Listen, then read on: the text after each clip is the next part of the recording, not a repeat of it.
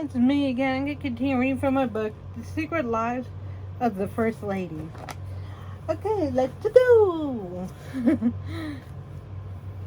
Cover up. William McKinley's devotion to his wife was remarkable in its consistency and sincerity. Ida, of course, knew it. She even had a painting portrait of him placed near her bed for her to gaze upon when he wasn't there to ease her suffering. Why is that still gonna be me? Just get like a portrait or a picture of my boyfriend, and when I move out, and just have it right near my bed so I can look at it. And also, what I'm also gonna do is get a stuffed animal. I'm gonna pay for somebody to make a stuffed animal of him, so that I can cuddle with him when he's not at home. Those who remained on a scary regimen of drugs throughout much of her life, including bromide-based sedatives and even lithium. Wow. That didn't always work, and Ida usually insisted on being where the action was, whatever her condition. William had no desire to hide her, or rather extraordinarily forward-thinking stance for the time, and got accustomed to bracing himself for the worst when in public. Ida suffered a severe fit. He instructed White House staffers to help him take her quietly away where she could be alone. For those spasms that didn't merit much drastic action, he had another solution. Listening for the sounds that warned of a minor epileptic seizure, McKinley would soon take his handkerchief and drape over Ida's face to soothe her. Guests became used to it and were expected to carry on conversation with the first letter of spasm passed as if nothing had happened. Wow. Mystery Woman. Owing to her frail condition, Ida McKinley was usually out of sight during her husband's 1896 presidential campaign. As a result, rumors soon started circulating that Ida was a freak, a spy, a victim of spousal abuse, or worse. To thwart them, the Republicans produced a campaign biography of her to educate voters about her true nature. It was the first time such an act had been taken by a party on behalf of a candidate's wife. Slippery pastime. Ida McKinley wasn't always bedridden or drugged up during her stint as First Lady. In addition to following her husband's policies and attempting to make an impact on it, she busied herself with a rather curious hobby. She is estimated to have crocheted some 3,500 pairs of house slippers, which she offered to be sold for charity. They were color-coded for the intended wearer. Blue for those who sided with the North during the Civil War, and gray for Southern sympathizers. Okay. Strange bird. Ida McKinley was one of the richest women ever to have been First Lady, having inherited thousands from her father, and she was fond of showing it off. The press took to reporting every gorgeous gown she wore, and there were plenty, but at least one of her fast tweets didn't go over so well. Ida liked to wear an ornamental tuft of feathers called an aigrette, I think, or something like that, I don't know. Unfortunately, this fashion accessory was constructed with feathers from egrets, and it proved so popular the poor bird became an endangered species. No wonder the Audubon Society issued a formal protest to the First Lady. I mean, like, yeah. The healing power of widowhood. I don't know why I thought that said something else. Though Ida McKinley seems to have been epileptic, the truth is that we'll never really know for sure. What is certain is that her constant illnesses were accompanied by a need for affirmation directed particularly at women. As uncomfortable as it is to believe, she displayed a consistent desire to take advantage of her condition to secure a unique and abiding place in her important husband's affairs. Nothing offers more evidence of this than the life she led immediately following the president's assassination. As far as historians could tell from people who knew Ida for the 6 years after one's death, she never once suffered another seizure. So she was doing that. So it was probably brought on seizures, for which she was doing it for attention. She was attention-seeking whore. And not in a fucking good way. You know what? Whatever. Just, I don't even care anymore. All the President's Wife. Alice Lee Roosevelt. 1861 through 1884. It's hard not to look at Alice Lee as a romantic intermezzo for Theodore Roosevelt. A rosy respite from his connection to Edith Kermit Carroll. Edith had been a childhood friend of Roosevelt who evolved over the years into something more, but by the time TR ended up going to Harvard, some nasty disagreement had ended their chances of marriage. At least for the moment. At Harvard he met Alice, the daughter of a prominent Boston banker, and by all accounts, a stupendous catch. She was spirited, pretty, charming, intelligent. The young TR was smitten. Edith, who? After waiting on her hesitance to marry, TR met Alice at the altar in October of 1880. 2 years later, Roosevelt joined the New York State Legislature, beginning a career in politics that would take him to the White House. Alice became pregnant the following year, and it was decided that she should remain at TR's mother's house in New York City to deliver the child. In February of 1884, that's just what she did. And 2 days after giving birth, she died of Bright's disease. TR was crushed. His beloved mother died on the very same day from typhoid fever and began a period of escapism that would one day inadvertently take him back to Edith Carroll. Wow. Chapter 21. Edith Kermit Roosevelt. August 6, 1861 through September 30th, 1948. Married December 2nd, 1886. Presidential husband, Theodore Roosevelt. One of my favorite presidents. And if you don't know, Theodore Roosevelt is the reason why we have the teddy bear. Yeah. Come here.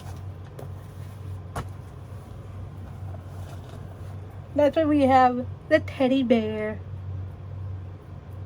These fellers. Yeah.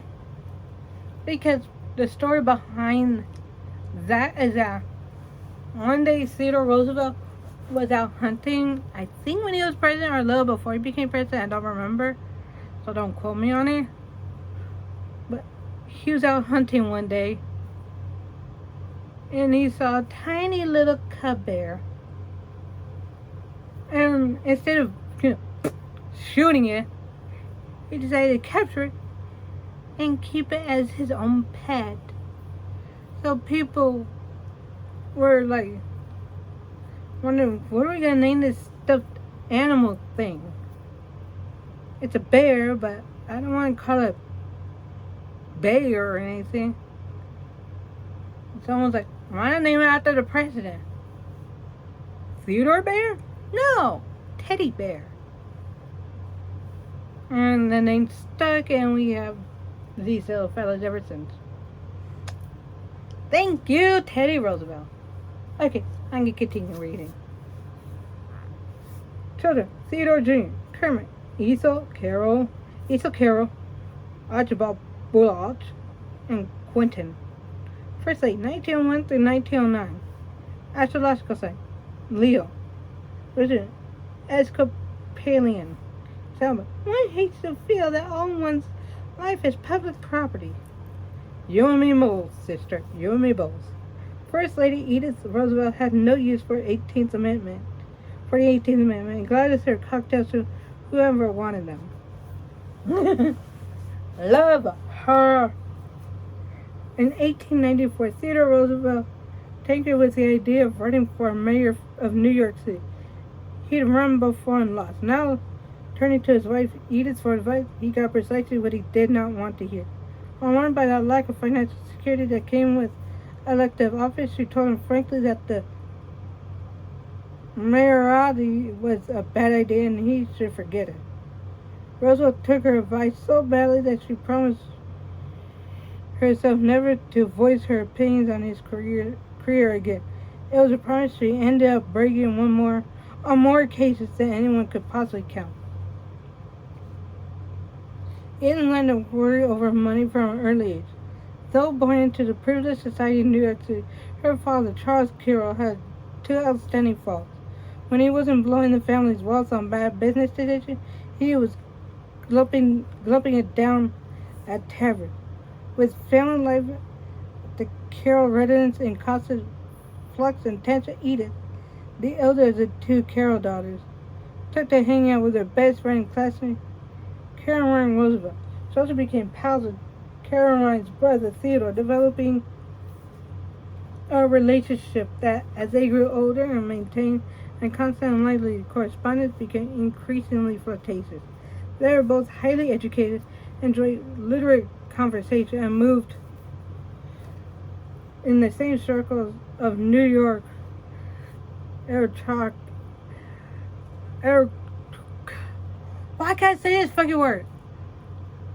Aristocracy, I think. High society. The two thought the world of each other, and there's some evidence that Roosevelt proposed on several occasions. But whether owing to an argument or some other parting of the ways, Theodore ended up proposing in 1880 to someone else, and got an answer in the affirmative. Her name was Alice Lee, and Roosevelt was utterly smitten with her. Cruelly, Edith was the first person outside of the Roosevelt family to hear the news of Theodore's engagement. From Theodore himself, no less, and was crushed. She remained close to the Roosevelts nevertheless, and got accustomed to the idea of having Theodore in her life as merely a dear friend. But everything changed in 1884 when her dear friend lost his wife to Bright's disease following childbirth. Theodore, whose mother also died on the very same day, was emotionally destroyed. He turned his new infant daughter, Alice, over to his sister for safekeeping, finished his stint in the New York legislature, and headed west to become a cowpoke. And that's about him. A staunch opponent of second marriages, he parried all inquiries from friends about romance. Significantly, he also avoided his old friend Edith Carroll like the plague, terrified perhaps of what might transpire should they ever meet again. Despite all his efforts, they did just that. By accident, in September 1885, at the home of Theodore's sister Anna. To no one's surprise, Theodore abruptly ended his ban on courting. He proposed after 2 months, and they were married in London the following year.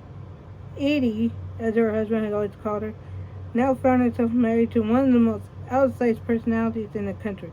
Roosevelt was a scholar and also a politician and athlete. In short, a man who devoured life's smorgasbord in giant gulps, sometimes literally, a fact to which his portly stomach could attest. Edie offered a counterweight to his beaming, let's have that down buoyancy with patience, display, and reserve. Lots of reserve. Many contemporaries, including Theodore, thought her capable of imperiousness, even of withholding affection. Strict and practical, she was ballast in the relationship, and both of them knew it. The newlyweds quickly started family. Edie was pregnant by the time they returned to New York from their European honeymoon. So Edith ended up bearing 5 children from she inherited freebie, Alice, from Theodore's previous marriage. The result was a growing family into which Edie could pour her heart, intelligence, and negative regimentation. In the meantime, Theodore wrote books and secured a series of respectable offices: Civil Service Commissioner, New York City Police Commissioner, and Assistant Secretary of the Navy. Having become accustomed to her husband's bellicosity and lust for action, she supported his decision to become a volunteer officer in the Spanish-American War, where he became a legend for storming of San Juan Hill. Roosevelt's heroics bought him a ticket to the governor's mansion in Albany. Things went swimmingly there for Edie, who ran a household as warm and welcoming as it was well ordered, and still found time to indulge her love of reading, travel with her husband, and spend plenty of time at Sycamore Hill, their treasured Long Island retreat. In fact, Edie was so pleased with their setup in Albany that she reacted with someone to the Republican Party's notion of making Theodore the vice presidential candidate on the McKinley ticket in 1900. After all, why rock the boat when he had a job that was going so well? And what was the big deal with being vice president anyway? Edith hoped her husband write his statement that took him out of the race, but events proved much more difficult to manage. The party nominated Roosevelt anyway, and he soon became McKinley's VP. It wasn't long, of course, before McKinley found himself at the business end of an anarchist revolver. Upon McKinley's death, Theodore Roosevelt, at 42, became the youngest man ever to assume the office of President of the United States. He would dominate the office and the country with a wisdom and integrity that seemed well beyond his years. And Edith, true to form, would dominate the White House. She had her work cut out for her. To begin with, they were the kids. All 6 of them, including Alice. They were a rambunctious lot, not least because of their father, whose love of frolic could foster some impudent stuff, e.g. smuggling and pointing to the upper levels of the White House via the elevator. Oh my fucking lord. Then there were the finances. Because Theodore had no money, since Edith had her fingers on the purse string. Just like me with Robbie. Oh my god. She even gave the president allowance $20 a day. In addition, the mansion itself was finally getting renovated. Congress gave the administration $500,000 to cover, including a wing of offices on the west side. When the president got involved in the details, his wife fended him off, insisting that domestic matters, however large and expensive, were her bailiwick. He dutifully obeyed. It all made for a lot of work, but Edith was up to it and more. She did all the housekeeping herself, managed an ambitious entertaining schedule, and actively participated in her husband's executive duties. Despite a promise to never involve herself in Theodore's career decisions, she combed the newspapers for him, offered frequent intelligent advice, and influenced administration appointments by voicing her opinions on applicants. During the Russo-Japanese War, Edith even played a crucial role in battering the peace that would earn Theodore a Nobel Prize by acting as the unofficial contact with the British diplomat on whom the administration relied for European intelligence. To ease the burden of her growing workload, she hired as secretary Isabella Hagner, the first government-paid employee in American history to call the First Lady boss. But if Edith was a commanding presence as First Lady, she nevertheless abhorred the attention to her family that such notoriety invited. Nothing was as important to her as the big fat line she drew between her personal and professional life. She never spoke to the press and went so far as to exercise Draganian influence over follow-ups. Images of the president and his loved ones were carefully staged for newspapers. Though Theodore eschewed a bid for re-election in 1908, it hardly mattered the end of the family's political life. It hardly marked the end of the family's political life. Roosevelt ran for president once more in 1912 and lost, confirming him finally as a full-time private citizen, much to Eddie's delight. The couple continued to travel widely, and after 1914, crossed the country, and public appearances meant to whip up support for getting America into the world war that was devouring Europe. Their wish finally came true in 1970, and both Edie and her husband swallowed the prize for their sons' dong uniforms for a fight. Of course, wars have a habit of getting people killed, and the Roosevelt's chest beating came to an abrupt conclusion when their son Quinn died in the fighting. Edie was devastated, but Theodore was pretty much ruined. His health, already unsteady, became worse and finally claimed him in January 1919. His widow went to Europe after the funeral to visit the grave of her son Quentin, and then came back to her beloved Sagamore Hill, where years later she would receive news of the deaths of 2 more sons, Kermit and Theodore, during World War II. Holy hell.